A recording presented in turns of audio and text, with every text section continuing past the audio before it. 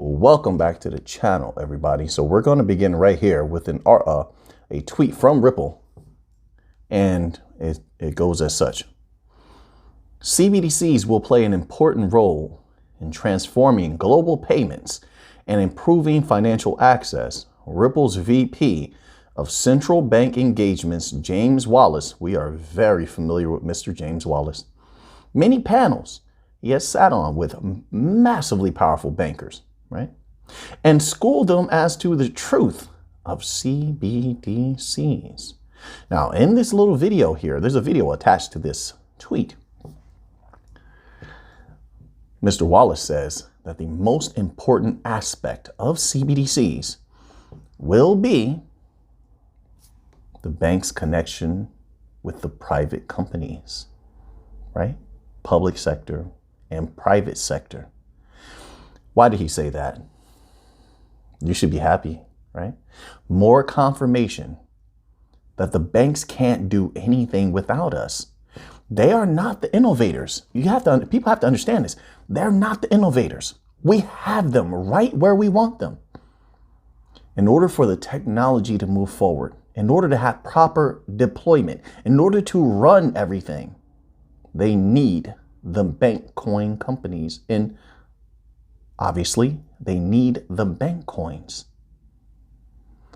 That's what made this little video so powerful. Elia iacta est. The die is cast. Time. I don't proclaim to know when exactly everything is going to happen, but it seems time is speeding up. Companies like Ripple, Stellar, have you not seen how integral they're becoming in the world? Algorand, there's a reason why. They're in so many places, in so many sectors. They're making sure, or rather, they're ensuring that they are needed. Not wanted, no. Needed. This is why there's the constant bettering of the systems at a breakneck pace to ensure that they are always needed, vital, if you will, to the health of what will become a new world system. It'll run much deeper than finances, but the big money will come primarily from the financial sector. No doubt in my mind, they will also take over things like voting. They'll vote on the blockchain. Paychecks en masse will roll across the bank coin DLTs. Real estate will move en masse across the bank coin DLTs. It may take some time, and you're going to have other offerings that will play for a short time. But as things move forward, the bank coins will slowly take over, as you see them already doing. It's just a matter of expansion at this point. You see, the capital that they've been playing with right now is really retail capital. That's tiny money.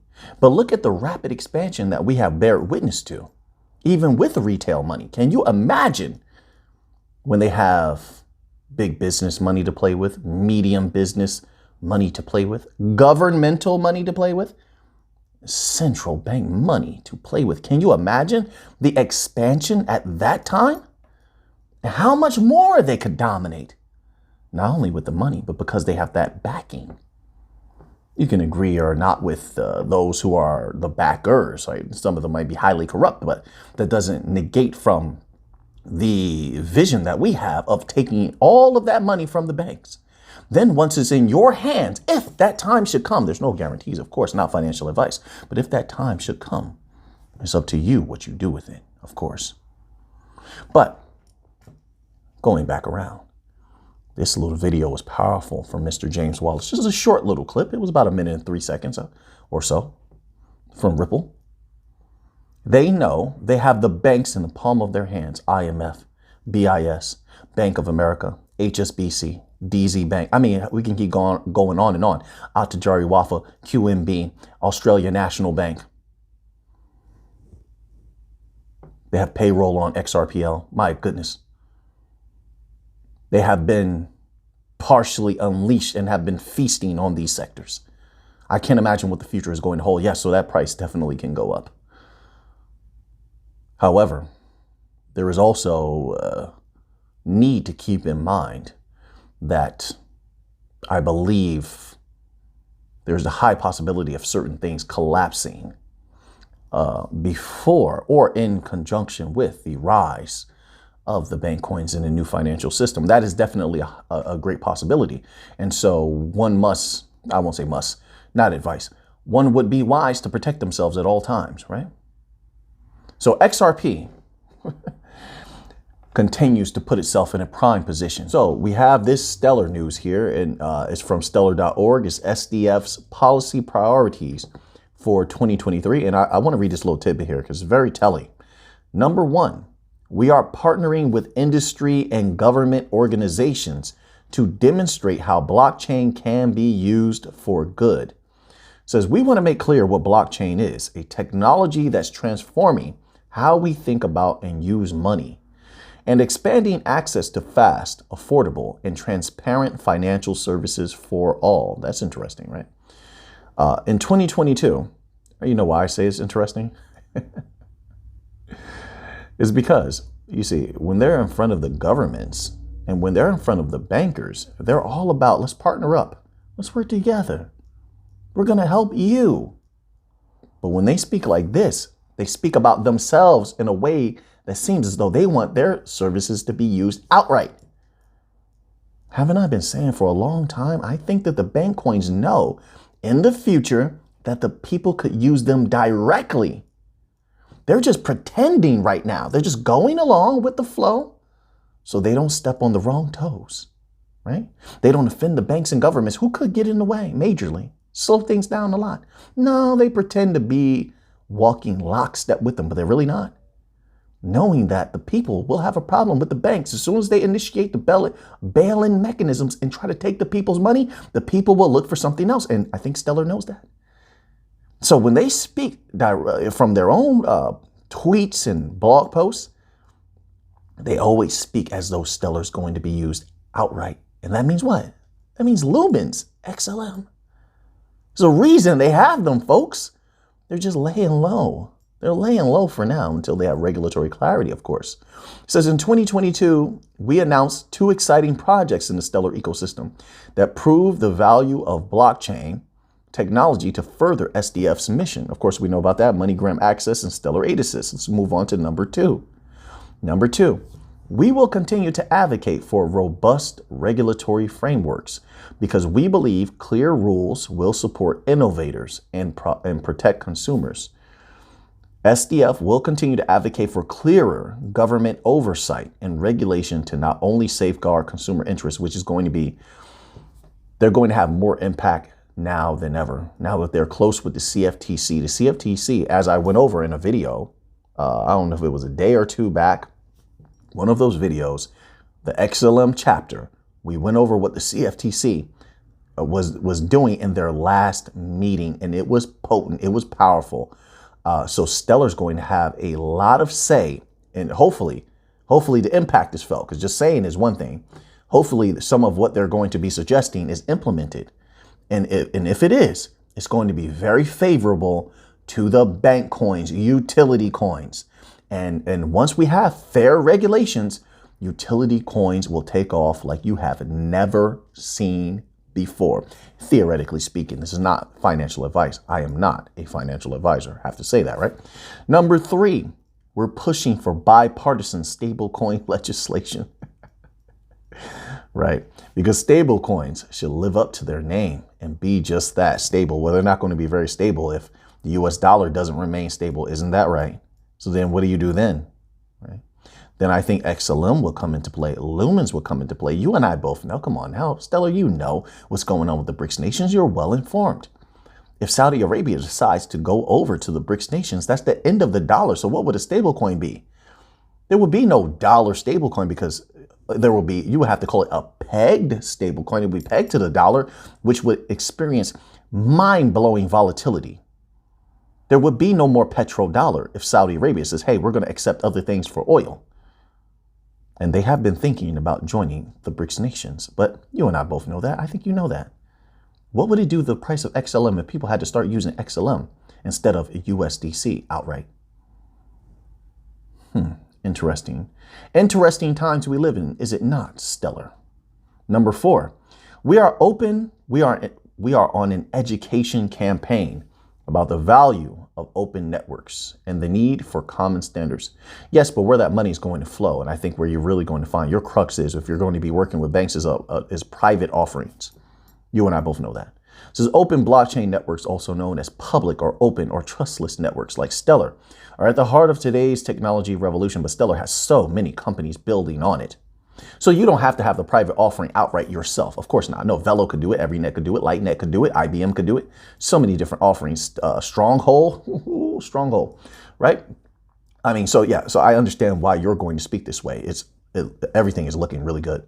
Open networks are characterized by their resiliency and their transparency, but the governments and the banks can't have transparency for a variety of reasons, right? I mean, you really won't want anybody just seeing your transactions outright, especially when they're so sensitive. But then also, again, there's a lot of corruption. So yeah, they kind of have to, they deal with that inside. They don't want that being public, right? This is going to get interesting. It says, we see 2023 as a critical year for laying out what common standards and technical solutions are needed to get to a place where all financial systems, both novel and legacy, that's a very interesting wording you chose, interact seamlessly. Interoperability. They have no choice.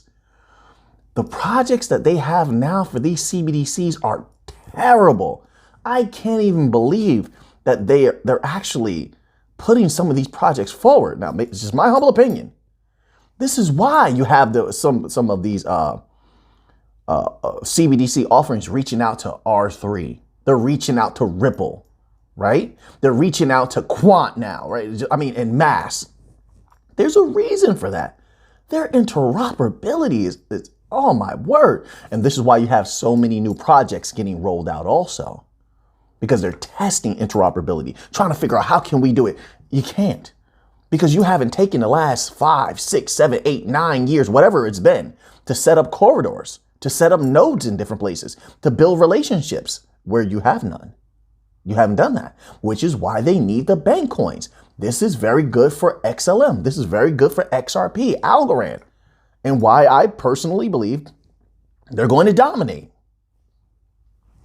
Now, let's move on to a little Algorand news. This was retweeted from Algorand, or by Algorand. My apologies. And it's from Lofty AI, right? It says, today we're launching our beta solution to easily on-ramp and off-ramp between fiat and USDCA. This beta solution is not only important for Lofty users, but it is vital for the Algorand ecosystem as a whole, and will help speed up mainstream adoption. We've been seeing a lot of movements to prepare a variety of bank coins for mass adoption. Have you seen it? They're all moving toward it. They've all made these statements where they seem to be very certain that 2023 is going to be a critical year for regulations. And I hope that it is. I'm ready for everything to take off. Are you? Yeah, I think you are. I think that they are. So this is very good. Algorand continues to get stronger, to expand more. Did you see those last videos that I did with how many acquisitions? I think in the last 2 videos, we were covering nothing but acquisitions that are happening on Algorand. They're expanding at a light speed. Domination of the likes of which I've never seen a company dominating like this before. And I've seen a good amount of companies initiate acquisitions and mergers throughout my time. But Algorand is doing it more than I've ever seen ever. Their expansion is legendary. No hype. It is. Look at what they've done in the last 2 years. Gaming. They're dominating in the gaming industry, the medical industry. They have that offering. What was that medical offering? that's doing the NFTs and the funding for the medical industry and running traceability and stuff like that, that the one that's running out of Voorhees is like in Voorhees, New Jersey or something like that. They're heading over to India to bring that domination to India. You have that. They brought Napster, LimeWire, Dequency. They brought those over. They got the race car stuff, the drone racing. The diversification is unbelievable. I mean, I just enjoy reading about it and watching it because it's like food to my mind. All of this data, I feel good reading it. I do. Same reason that I do research and I read wisdom books, I read poetry, stuff like that. I need food for my mind, and they never fail to feed the mind. Also, of course, algo, I firmly believe, is going to benefit greatly in the future, but we have to wait and see. That's not financial advice. Let's move on here. All right, a little bit more news here. So, this is very telling. The new financial system is going to be very dominant. And now you're starting to see certain key mechanisms be put in place by the legacy system as they show that they have already accepted it. They're just pretending not to accept the new financial system.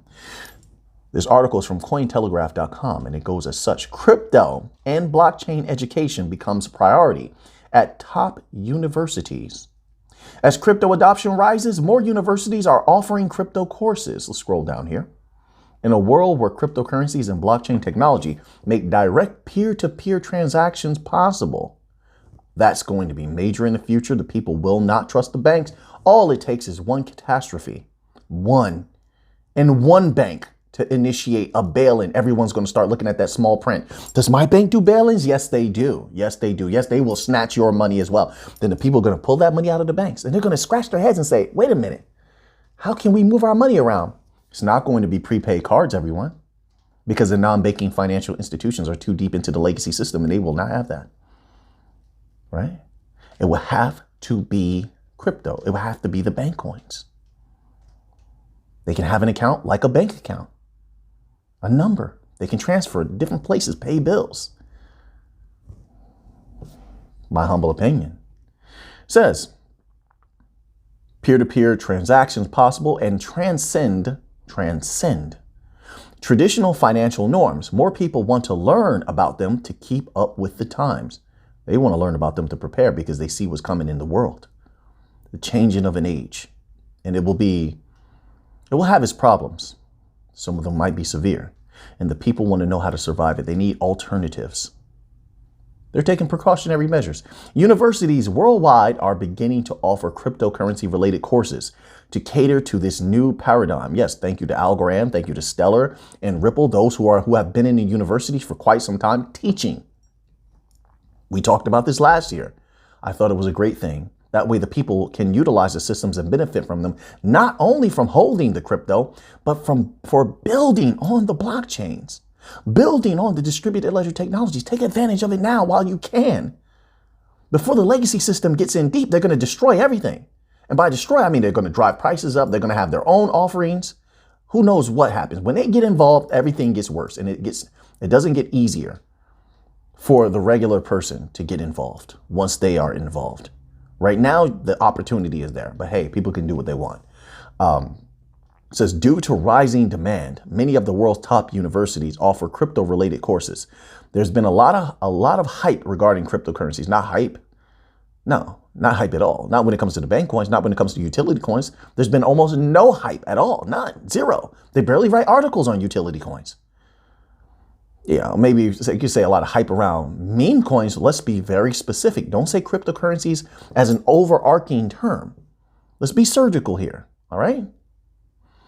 Mainly due to their disruptive potential, and the rise of crypto education has strongly coincided with this. About 2/3 of American parents and college students conversant with cryptocurrencies thought the topic should be taught in schools as mandatory. Is that so? Wow, I didn't know that. This is interesting. A recent poll conducted by Grayscale Investments in conjunction with the Harris poll revealed that approximately 53% of Americans viewed cryptocurrencies as the future of finance. 53. It's looking good. And who's going to benefit from that? The bank coins. The bank coins. Keep in mind, Algorand is loved in the States, by the States. Stellar is loved by the States. Such positive perspectives regarding cryptocurrencies have given credence to introducing related courses in institutions of higher learning. Let's move on to another article here. All right. So this article here is from bncrypto.com and it's titled Hot US PCE Numbers Push Bitcoin Down as Future Markets Price in 50 basis point hike. Let's scroll down here, see what they're talking about. Headline PCE, which includes food and energy. Okay, all right. Felt like you're talking to me right there, because I always talk about how they negate food and energy and a lot of these different things. Food and energy rose 5% year on year. See how that works when they include food and energy? See, you see? Rose 5% year on year, up slightly from 4.9% in December 2022. The U.S. Bureau of Economic Analysis reports personal income, personal spending, and PCE price index monthly in its personal income and outlays report. After the news, the stock markets took a hit, with the Dow Jones falling 300 points and more pain expected for growth stocks. NASDAQ 100 futures fell 1.7%, while the S&P 500 futures was down 1.2%. Market strategist Sven Henrich noted that PCE numbers likely present stock buying opportunities. All right, so now let's continue on here. And as I said before, every time inflation plateaus, historically speaking, we looked at the historical chart, then it skyrockets or it starts heading up again. Them dropping the rate, I don't understand how that was supposed to help. I don't think it is supposed to help. I think it's supposed to allow things to go up a little bit so they can be justified in raising interest rates a little bit higher. I really do. All of this is strategy. You see, they need the people to ask for the higher interest rates. Oh, inflation is too bad for us. This is what they want.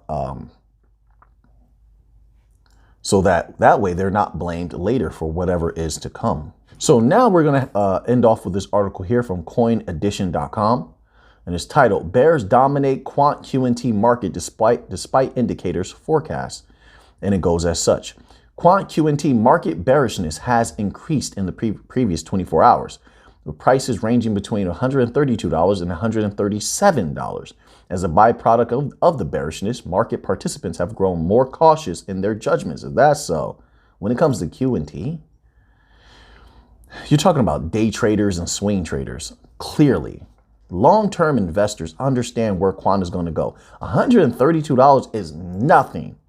$300 will be nothing compared to what Quant can do. That's facts. If all the banks lined up to possibly utilize Quant, SIA, LAC chain, 13 million circulating supply. Come on, man. Come on now. This drop had contributed to the market's general bearishness. Everything's going to have a problem right now because of the PCE numbers. You know, inflation went up a little bit. Things are going to take a hit. That's just the way that it goes. It says, with traders now apprehensive of investing in QNT, everybody that really needs to be in QNT is already in QNT and holding, and they have a good amount. They're doing fine. They're doing great, by the way. They scooped up a ton around $40. Don't have to keep saying it. $40, 42, 44, 40, a ton around there, that range right there. Correct me if I'm wrong, but 133 is way higher than 42. So even with that, people are doing very well. I mean, those people that really understand what Quant is going to do, right? So no, this only applies to a certain segment. Like I said, swing traders, day traders, they want to scrape some off the top. They're the ones who do all of this stuff. This is where the volatility comes from. These are the retail investors that the banks don't enjoy, and they're going to squeeze out. They'll have to scrape some off the top, and I forgot what they call it, scalp from meme coins, and if those things even exist in the future. Says the bearish trend in QNT remains apparent as the Keltner channel bands move linearly. Another thing, Quant is one of those coins where you never worry about it. You go wake up, you could go to sleep, and Quant is just It could be down. It could just be doing okay. You wake up in the morning and boom, that price exploded out of nowhere. It happens. It happens. It is very, very, it's very easy for that price of Quant to move. But we'll wait on some real catalysts. There's no catalyst right now. None at all. There's no catalyst. When there's a true catalyst and a reason for that price to go up, then we'll start paying attention a little bit more, right? For now, we concentrate on partnerships and building, and we see what other ideas Gilbert Verdian is going to throw out there, and then we go from there. So now that you have that information, what are you going to do with it? I know what I'm going to do with it.